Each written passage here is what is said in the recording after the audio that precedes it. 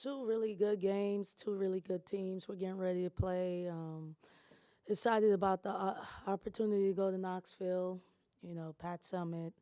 We have been in the We Back Pat Challenge, and I have a lot of really cool memories about Pat and stuff. So anytime I get to coach on her court is pretty cool, and I always enjoy it. Um, I felt like since I've been here, we've been able to give them our best punch, except for the first outing. I think they beat us by almost 60 points. Other than that, we've been playing them pretty tight. So I expect it to be a good game, and then I'm really looking forward to having Florida in town on Sunday, as we're on the back stretch of our conference play.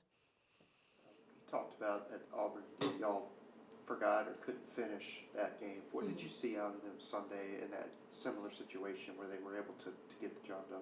Yeah, well, I mean, we had experience, so that was our second overtime game. So I didn't have to really say much other than just strategic stuff. It wasn't trying to get them to believe. It wasn't trying to get them to push forward for another 5 minutes.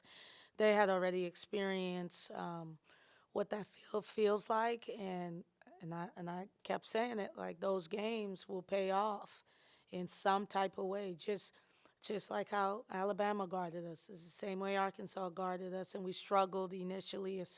We struggled in the second quarter, and that really we dug a hole. But we were able to make adjustments. It wasn't our first time seeing it, and, you know, so it wasn't a lot of convincing. It was just a lot of pulling from the two experiences we had and using it to come out on the win side. Did say though there was a moment down 19 where you came up to them and you kind of I guess reassured them or whatever. They kind of knew they had this. Do you remember what you said or that moment? Yeah, I mean, it was at halftime. Usually the coaches would meet, and then we would go and meet with the players. But I immediately went into the locker room with them. And when I walked in, the conversation was accountability and what weren't doing right, the attitudes, how it needs to be adjusted.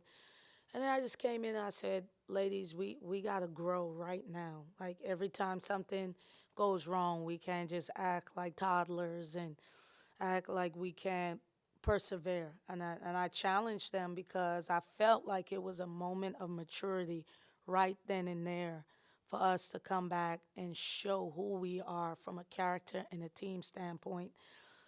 I It's gonna sound strange. I know. I was told Vegas gave us a 3% chance of winning, but I never thought that we couldn't get back in the game. I don't. Maybe because it wasn't so much as what Arkansas was doing versus what we were doing, what we were not doing, and I felt like we could change those things. I knew it would be a challenge, but I just never lost hope. I guess when you think about, teams coming back from 19-point deficits, a lot of times that happens Yeah. with the 3-point line, right? I mean, but the way that you did it was, I guess, kind of very central to how you want to play Yeah. with defense and rebounding. I Yeah. mean, was it more gratifying for you because of that? Yeah, I mean, I've had some really cool wins in my coaching career, and that is up there in top five. I can't say it's number one. Like I won a championship and a gold medal, so but that was pretty cool just to see us fight back. Like you said, in our way, our fashion. We didn't start jacking a bunch of threes. They actually just followed the game plan that we had from the beginning. And our defense is what we hang our hat on, and we were able to really clamp down in the fourth and in the overtime to seal the victory. And for this team, though, I think it's our best win for the season, and hopefully it springboards us into continuing to grow, and that's what you want to do in February. Like I say, you will want to play your best in February. Turns out you'll have a really good January too. But knowing the three games in this first 5-game stretch, Yeah. including tomorrow night, is this kind of where you were kind of circling to see, all right, we're going to see how we are coming out of these next few games? Well, like I told you before, I go in 4-game pods, so right now we're 1-0. Arkansas started our new pod. So for me, I said February because I knew we would be in our third pod. And so, um, For us, we put ourselves in pretty good position.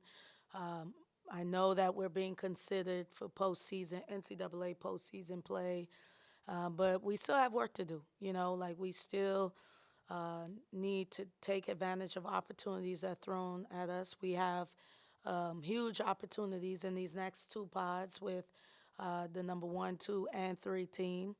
And then we have some other teams that are going to compete and fight, and we have to take care of business. So this is, if I were to script how I would want my conference play to be, it would be the schedule that we had, playing the top teams in the latter part of the season. You've had an opportunity to learn some stuff. Okay, now we're playing someone who is ahead of us in the standings. This will be our first time, so I don't have to worry about us being hunted. So we're going to hunt. And then when we play Florida, we know what it's like to be hunted. So just two great opportunities for us. You're sitting at 7 wins. I know you're one game at a Yeah, time, yeah. pot at a time. But you mentioned, I think last week, you had a number in your head. What is that number? I don't know. I know. No, the number is 9.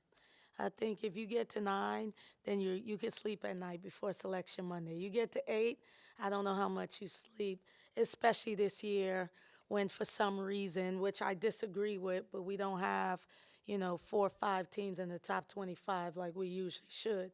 Like Tennessee should be in the top 25. Are you kidding me? And so I don't know who does those things, but that's neither here or there. But and maybe we should be considered, and Alabama should be considered, but that's not our case.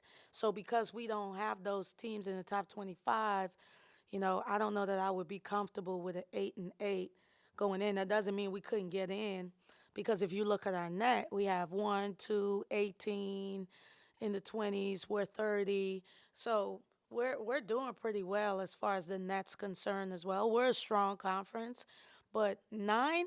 I'm going to sleep like a baby and just wait to hear my name called, wait to hear Ole Miss or see it come up on the screen. So that's the number. Snowden was in here and kind of gave an answer where it sounds like she's starting to kind of acknowledge where she is in game. Yeah. And make changes or know, all right, I got to stay out of foul trouble. How have you seen her game just progress this season? It's been great. It's been great. It started off really strong. Then she had a dip, which is normal. And then I just had a conversation with her, and I just said, Snooda, you're a vet.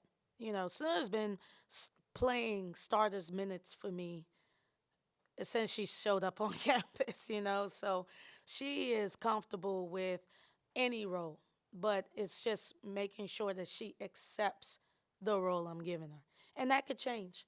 That's what I love about her. She's a Swiss Army knife. Sometimes, like, in the second half of Arkansas, I started her, and Angel got in foul trouble and got fouled out. She was in there.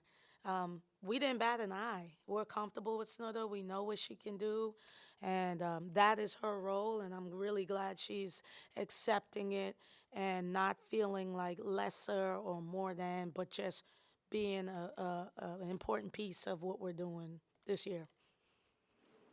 Generally speaking, what stands out about the Tennessee team that you guys will be taking on tomorrow? They're probably the biggest team we've played against, so they're huge. They got one little point guard, and then everyone is 6'1" or taller.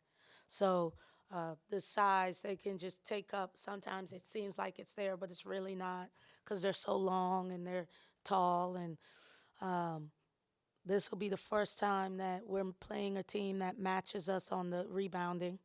So, usually we would want to out-rebound our opponents. This is a game where we would be happy with just tying it or keeping it in really close, because I think they're 15.3 and we're 15.2 as far as offensive rebounding is concerned. So their size is going to be something we hadn't played against. And that would be the same for the 1, 2, and 3 team ahead of us. They're just all huge. Any other questions for Coach? Great, thanks everyone. Thank you.